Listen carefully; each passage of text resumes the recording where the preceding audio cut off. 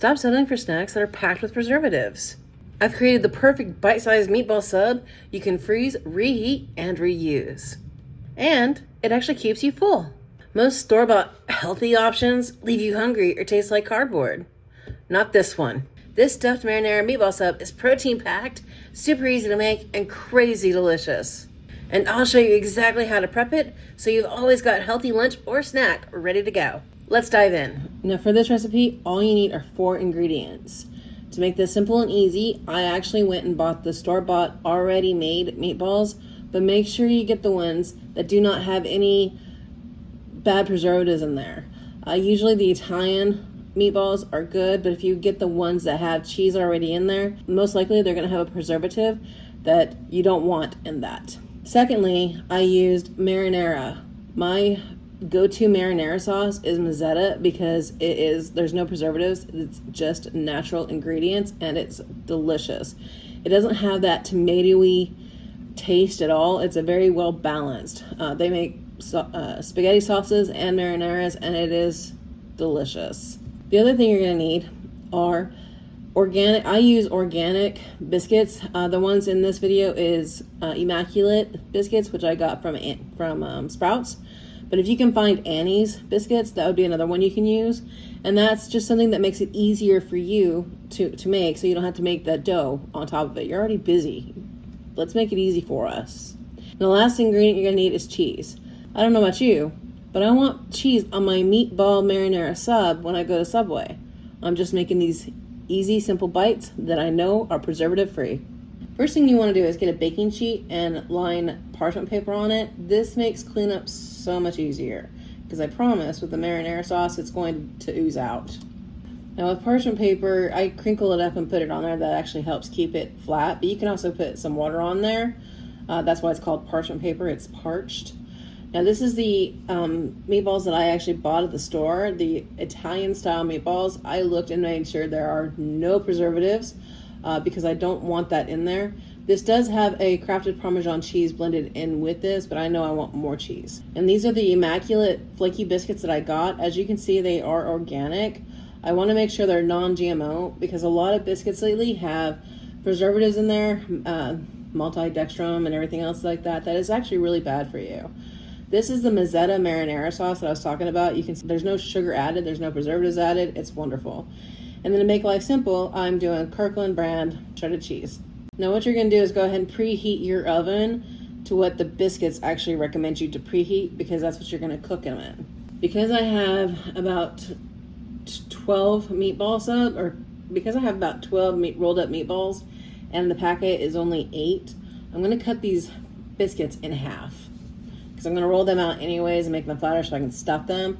And it's also better that I do this anyways because they are going to be cooked in with the meatball and there's going to be more stuff into that biscuit. So I want to make sure it cooks all the way through and getting my meatball and my marinara and my cheese and my sauce. So it's just easier to cut those in half, flatten it, and then roll it, wrap it up in the ball.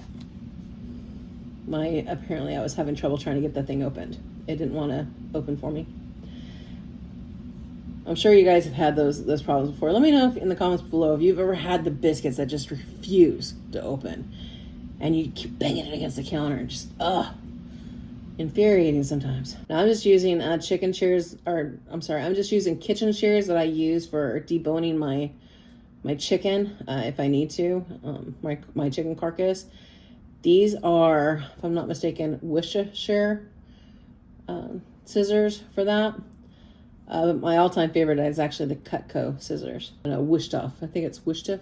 I'll get the proper name and let you know. Okay, what I'm doing now is I'm just rolling it into a ball, so it's going to be easier for me to flatten it and make sure it actually rolls more easily into, or it makes a circular disc when I flatten it out for the meatballs and the cheese when I actually stuff it. That's all I'm doing now. This is just basic baking style that I'm used to. And you can see I only cut up 6 biscuits to make 12 doughs.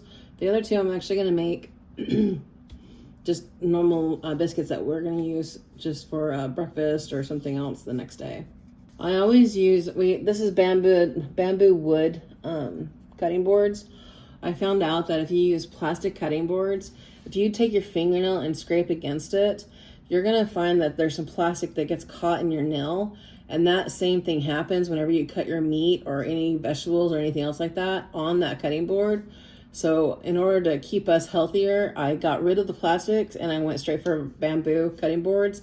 I just wash them immediately after I use them for everything, even chicken, anything that you need, because they're natural. All right, so I'm getting a thing of flour because it's always easier to roll out dough when there's flour to make sure it's not so sticky. And my favorite rolling pin, I like the ones that are just they don't have that curve. They're just very simple, same size. It makes it a lot easier just to roll it out and not have to worry about your hands going all over the place.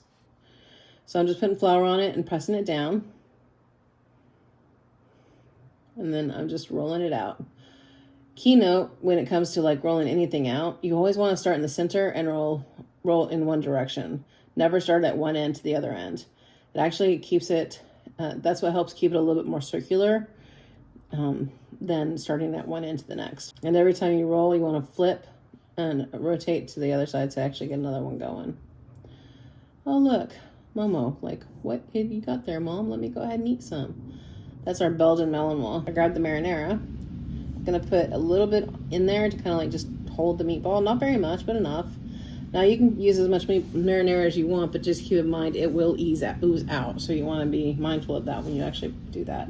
It would just be better if you use it for a dipping sauce if you want more, which is actually what I do in the very end for this one. Then I'm gonna add my cheese.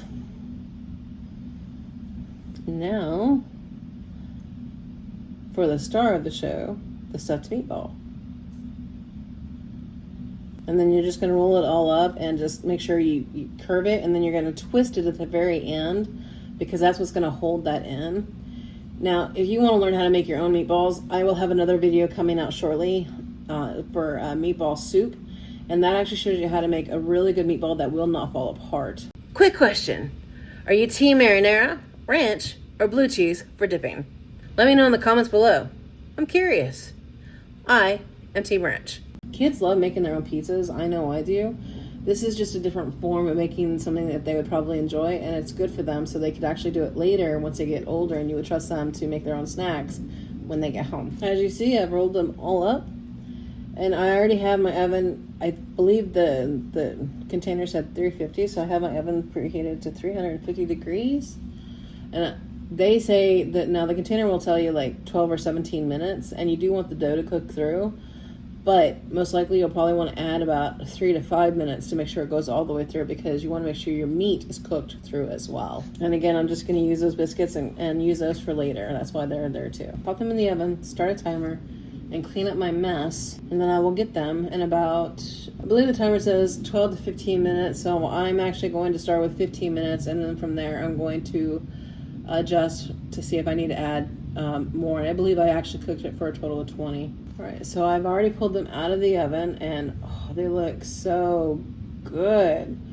Now, as I told you, they were going to go ahead and ooze out, and I knew that. It's just the way the dough works. It's not, because this is already store-bought, it's harder to really kind of seal to make sure that nothing's going to go out of that. But it does actually work. So I got a little bit of cheese and a little bit of marinara, but you know what? That's just more of it to go right back on top of it, and it's so good. Now we're going to go ahead and check the temperature to make sure that they're good. I have a meat thermometer, and that's how I'm going to know if they're cooked all the way before I cut into them. See, 179, 180. So it's cooked all the way through. Oh, look at that cheese. It just came right out. Oh, yummy. Oh, and there's the meatball. Now, granted, if you make your own meatballs, you can make them smaller, and that'll probably help too. But these are store-bought. These are store-bought. I want to make them easier for you. Now, most likely you might have been able to cook a little longer if you want it darker. Like I said, at 20 minutes, but you can do 23 if you want to, and that'll probably cook it all the way through. For me, that little red does not bother me too much, especially if you pop them in the microwave. Now, what I did for serving is I have these pasta bowls, so I went ahead and put the meatball subs inside of a pasta bowl and a ramekin in the center, and the ramekin I'm going to fill with leftover marinara from the bottle that we have, so you can just dunk it. And these were so filling and so good. You don't need that many. 4 filled us up. We were fine. We had leftovers. So for those leftovers, what I actually ended up doing was I made the next day a stuffed meatball sub upside down meatloaf. It was delicious. You would just put the ingredients that you would use for your meatloaf recipe, and then you would actually put the meatball sub bites at the very bottom, and then put the meatloaf on top and cook like you would normally cook for your meatloaf. And then the amount of time that it took and everything else like that, put that in the oven. So good. It had like a different texture, different everything, but it wasn't meatloaf, but it was like meatloaf surprise. It was delicious. And that's how you would use those leftovers. If you got value from this, hit the like button. It really helps. And if you love easy homemade flavor-packed recipes, you've got to check out my Alfredo sauce for chicken Alfredo. It's rich, creamy, and surprisingly simple. Click here.